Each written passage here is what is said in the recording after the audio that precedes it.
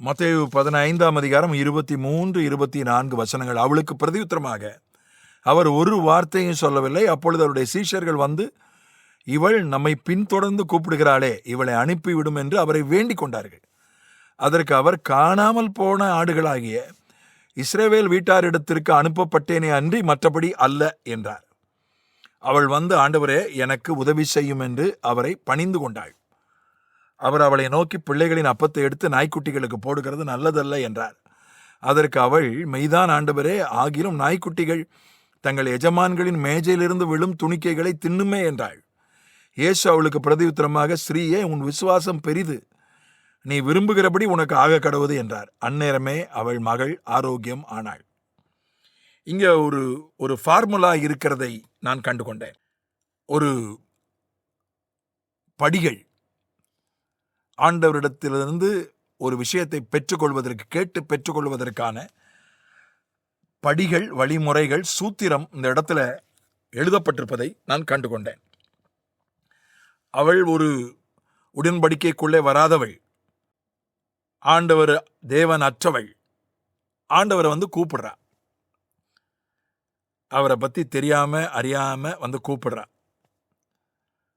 ஜெபிக்கிறா. ஒரு ஆண்டவரை அறியாத ஒரு உலகத்தான் ஜெபிக்கிறான். ஆண்டவர் அதை கேட்கிறார். ஆனா பதிலே சொல்லல, ஒரு வார்த்தை கூட பேசல.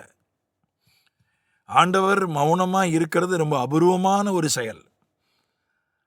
அவர் மௌனமா இருந்தது அந்த சிலுவை பாடுகளின் போது இருந்தார். அது ஒரு விசேஷமான சந்தர்ப்பம். கையும் களவுமாய் பச்சாரத்தில் பிடிக்கப்பட்ட பெண்ணை கொண்டு வந்து நிறுத்திய போது மௌனமாய் இருந்தார் கொஞ்ச நேரம். இன்னொரு முறை மௌனமா இருந்தது இப்போ இந்த இடத்துல தான். அவர் ஒரு வார்த்தையும் சொல்லவில்லை. 23 முதல் பகுதி. It's a rare occurrence. ஒரு பதிலும் சொல்லல. அதுக்கப்புறம் இப்ப சீஷர்கள் வந்து பரிந்து பேசுறாங்க, அவளுக்காக ஜெபிக்கிறாங்க. இவள் நம்மை பின்தொடர்ந்து கூப்பிடுகிறாளே, இவளை அனுப்பிவிடும் என்று அவரை வேண்டிக் கொண்டார்கள். 23 2வது பாகம்.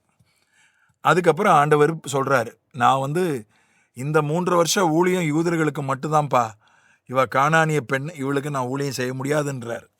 அப்போ பதில் சொல்றார், மற்றவர்கள் நமக்காக ஜெபிப்பது. ஒரு ரட்சிக்கப்படாதவன் ஜெபம் பண்றது, ஒரு ரட்சிக்கப்படாதவனுக்காக மற்றவர்கள் ஜெபிப்பது. ஒரு ரட்சிக்கப்படாதவன் ஜெபம் பண்ணும்போது கர்த்தர் கேட்கிறாரு, பதிலே சொல்லல, ஒன்றும் செய்யல.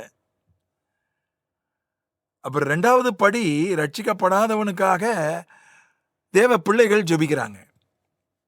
அவன் ஜெபம் பண்ணா ஒன்றும் நடக்கல, ஆண்டவரே ஏதாவது செய்யுங்க, இல்லைன்னா சொல்லுங்க, அவனை அனுப்பிடுங்க, அவளை அனுப்பிடுங்க, அவளுக்கு கேட்டதை கொடுங்கன்னு இவங்க சொல்லல, பதில் ஏதோ அவனை அனுப்பிடுங்க, இல்லைன்னா சொல்லி அனுப்பிடுங்க. பின்னாலே வந்து கூப்பிட்டு இருக்கிறா. நாம் ஜெபிப்பது இது 2வது படி. அப்போ பதில் மட்டும்தான் வரும். இல்லை இதை செய்ய முடியாது அப்படின்னு தான் பதில் வருது. அதுக்கப்புறம் அவன் என்ன செய்யறா, 25 பணிந்து கொண்டாள். ஆண்டவரை பணிந்து கொண்டாள், ஆண்டவரை தொழுது கொண்டாள், ஆண்டவரை ஆராதித்தாள். அது இன்னும் கொஞ்சம், அது அடுத்த படி.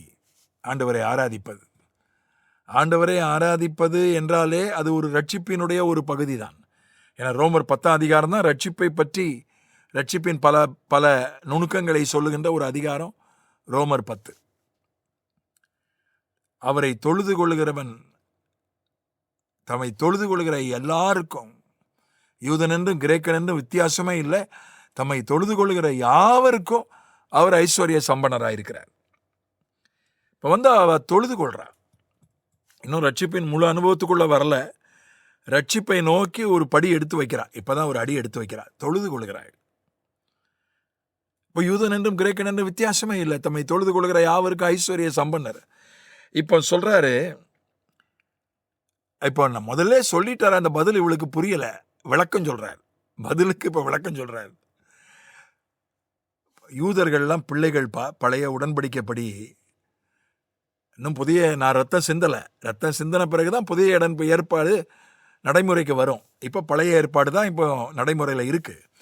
பழைய ஏற்பாட்டின்படி யூதர்கள் தான் பிள்ளைங்க. இந்த பழைய ஏற்பாட்டுக்குள்ள வராதவங்க, விருத்த சேதனத்துக்குள்ள வராதவங்க, அவங்க நாய்க்குட்டிகள் என்ன ஒரு விளக்கத்தை சொல்றாரு. அதனால பிள்ளைகளுடைய உணவை எடுத்து நாய்க்குட்டிக்கு போட முடியாது. அப்ப அவ சொல்றா, மெய்தான் ஆண்டவரே, ஆனாலும் மேஜையிலிருந்து கீழே விழுற மிச்ச மீதிய நாய்க்குட்டிகள் தின்னுமே என்று சொல்லும்போது ஆண்டவர் சொல்றாரு, உன் விசுவாசம் பெரிதுன்னு சொல்றாரு.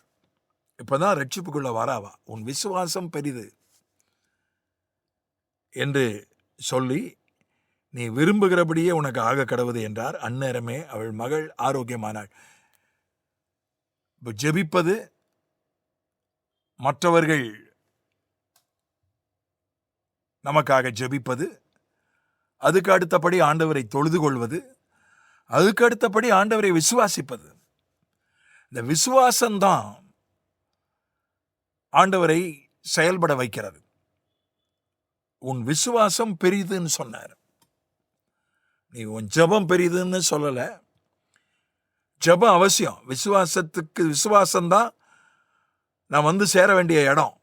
ஆனால் அதுக்கு ஆரம்பிப்பது ஜெபம். அப்புறம் மற்றவர்களின் ஜெபம் நமக்கு தேவை. அதுக்கப்புறம் நம்ம ஆராதனை தேவை. சிலர் அந்த முதல்ல நின்றுவாங்க, ரட்சிக்கப்படாமலே ஜெபம் பண்ணிகிட்டே இருப்பாங்க. சிலர் மற்றவங்க எனக்காக ஜெபிக்கிறாங்க, அவர் ஜெபிக்கிறார், அங்கே அனுப்புவோம், அவர் அந்த தீர்க்கதரிசி ஜெபிக்கிறார், இந்த அப்போஸ்தலர் ஜெபிக்கிறாரு, அந்த சுவிசேஷகர் ஜெபிக்கிறாரு என்று இருப்பாங்க. அவங்க ஜெப குறிப்பு அனுப்பிட்டு இருப்பாங்க, காணிக்கை அனுப்பிட்டு. அதுக்கப்புறம் தொழுது கொள்வது. இப்போ ஆராதிக்கிற ஒரு பெரிய அலை வந்திருக்கிறது. சிலர் அங்கேயே நின்றுறாங்க. அதுக்கு அடுத்த கட்டம் விசுவாசிப்பது. விசுவாசிக்கும் போது தான் தேவனுடைய கரம் அசைக்கப்படுகிறது, தேவன் கிரியை செய்கிறார். ஆகவே நம்முடைய ஜெபமும் நம்முடைய ஆராதனையும் விசுவாசத்துக்கு ஏதுவானதாய் மாறுவதாக, தேவனுடைய கரத்திலிருந்து நமக்கு நன்மையை கொண்டு வருவதாக. ஆமென்.